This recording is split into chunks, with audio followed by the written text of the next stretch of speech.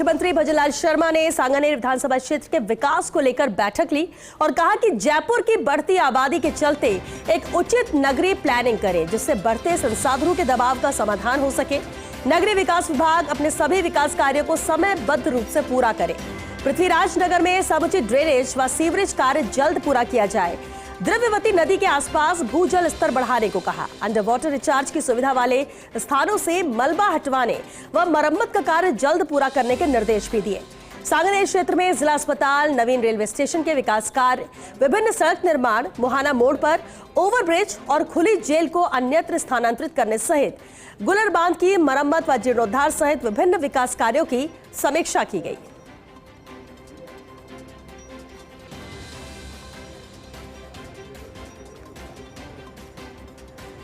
तो सांगानेर को लेकर मुख्यमंत्री भजनलाल शर्मा ने अहम बैठक ली जिसमें मुख्य सचिव सुधांशु पंत, एसीएस जल संसाधन अभय कुमार, एसीएस अखिल अरोड़ा, एसीएस आलोक, CM ACS Shikhar Agarwal, IAS Praveen Gupta, IAS Bhaskar Sawant, प्रमुख सचिव गायत्री राठौड़, प्रमुख सचिव Dinesh Kumar, IAS Rajesh Yadav, IAS Vaibhav Galaria, JDA एवं नगर निगम आवासन मंडल, जयपुर जिला प्रशासन सहित विभिन्न विभागों के वरिष्ठ अधिकारी भी उपस्थित रहे।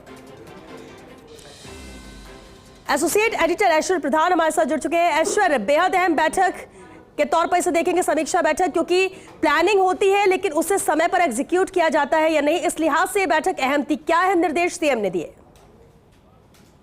देखिए, ये जो बैठक थी इसमें मुख्यमंत्री ने सांगानेर क्षेत्र के विकास को लेकर दिशा निर्देश दिए हैं, जिसमें सभी महत्वपूर्ण विभाग है, जिसमें कि चाहे भले ही जेडीए हो, नगर निगम हो या फिर पीएचईडी हो, पीडब्ल्यूडी हो, चिकित्सा स्वास्थ्य हो, शिक्षा हो, ऐसे सभी विभागों के अधिकारियों को बुलाकर एक एक प्रोजेक्ट को लेकर जानकारी ली। लेकिन कई राहत भरी खबरें भी हैं, जैसे फ्लाईओवर का निर्माण, ट्रैफिक की समस्या से निजात या फिर 132 केवी लाइन जो है वो अंडरग्राउंड लाइन बिछाए जाने की बात।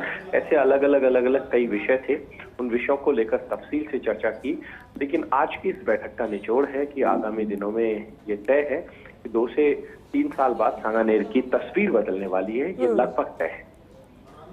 चलिए, शुक्रिया ऐश्वर्य आपका इस पूरी जानकारी के लिए। तो मुख्यमंत्री भजनलाल शर्मा ने अहम बैठक ली, हालांकि तमाम अहम अधिकारी इस बैठक में मौजूद रहे। विभागवार अलग अलग मुद्दों को लेकर भी बातचीत की। सबसे अहम था कि क्या प्लानिंग की जा रही है।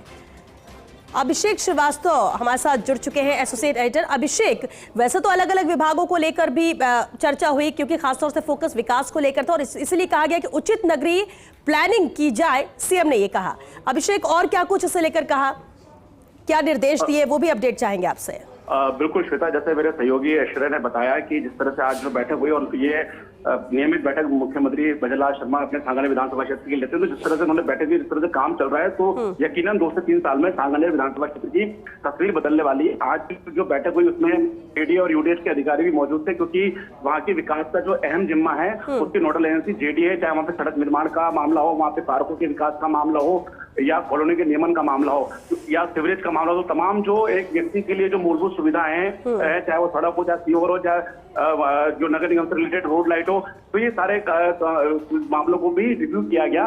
और जो बजट घोषणा है उस बजट घोषणा पे भी चर्चा हुई, क्योंकि सांगानेर विधानसभा क्षेत्र में जो ये सांगानेर टाउन की सड़क है, तो वहाँ पेट्रोल पंप से लेकर जो सांगानेर फ्लाईओवर है वहां तक एलिवेटेड रोड प्रस्तावित है। और इसमें ये व्यू भी सामने आ रहा है कि इस एलिवेटेड रोड को पेट्रोल पंप की बजाय आगे मालपुरा तक बढ़ा दिया जाए, ताकि ट्रैफिक को और वहां पे डाइवर्ट किया जा सके। तो इसको लेकर भी चर्चा हुई। इसके अलावा सांगानेर में जो अस्पताल, बड़ा अस्पताल खुले जाना है, उसकी भूमि आवंटन को लेकर चर्चा हुई। तो तमाम तरह की इश्यूज पर चर्चा हुई। और जो गैर अनुमोदित कॉलोनियां हैं जिनका नियमन किया जाना है, क्योंकि कई कॉलोनी ऐसी है जिनमें लोगों के पास पट्टे नहीं है, तो उनका नियमन किस तरह से किया जा सकता है, उसको लेकर चर्चा हुई। जो सांगानेर विधानसभा क्षेत्र में प्रस्तावित सीवरेज योजना है, जहाँ सिविल लाइन डाली जानी है, उसको लेकर तमाम बातचीत हुई। और जो जेडीए की ओर से बाकायदा प्रेजेंटेशन दिया गया, बताया गया कि अब तक जो निर्देश मुख्यमंत्री भजनलाल शर्मा ने दिए थे या जो बजट घोषणा की थी, उसमें अब तक कितना काम हुआ उसको बताया गया। तो मुख्यमंत्री भजनलाल शर्मा का यही कहना था कि अभिषेक, क्या डेडलाइन को लेकर भी सीएम ने कुछ कहा? क्योंकि विकास कार्य तो कई चलते और कई बार तो सालों चलते रहते हैं, खत्म होने का नाम नहीं लेते, तो क्या किस डेडलाइन पर पूरा हो, इसे लेकर भी कुछ खास कहा सीएम ने? बिल्कुल श्वेता, मुख्यमंत्री भजनलाल शर्मा ने बताया, ने निर्देश दिए, क्योंकि जो भी काम जेडीयू की ओर से या यूडीएच जो तमाम डिपार्टमेंट की ओर से कराए जा रहे हैं उनकी टाइमलाइन तय है और जो भी प्रिंसिपल सेक्रेटरी हैं उस विभाग के, वो उसकी नियमित मॉनिटरिंग करते हैं। उनका यही मुख्यमंत्री भजनलाल शर्मा के यही निर्देश थे कि जो भी टाइमलाइन किसी भी कार्य के लिए तय किए उसको हर संभव तरीके से पूरा किया जाए और अगर कहीं कोई दिक्कत आती है किन्हीं दो विभागों की आपसी कोई दिक्कत आती है तो जो दोनों विभागों के जो प्रिंसिपल सेक्रेटरी है, जो सेक्रेटरी हैं, वो आपस में बैठ के तालमेल करके उसको समस्या को सुलझाएं। लेकिन जो विभागों के आपसी टकराव के चलते विकास रुकना नहीं चाहिए, इसीलिए आज उन्होंने निर्देश दिया और यही कारण था कि आज सीएम स्तर पर ये बैठक हुई जिसमें तमाम जो चाहे बिजली हो, चाहे पानी हो, चाहे जेडी हो या नगर निगम हो या स्वायत्त शासन विभागों के तमाम के आला अधिकारी यहाँ मौजूद थे और जिनको बताया गया कि एक कोऑर्डिनेशन के साथ, एक तालमेल के साथ यहाँ पे विकास कार्य किया जाए और किसी तरह की कोई दिक्कत नहीं। बिल्कुल, इसलिए यहाँ से बेहद अहम बैठक थी। अभिषेक, बहुत शुक्रिया आपका इस पूरी जानकारी और अपडेट के लिए।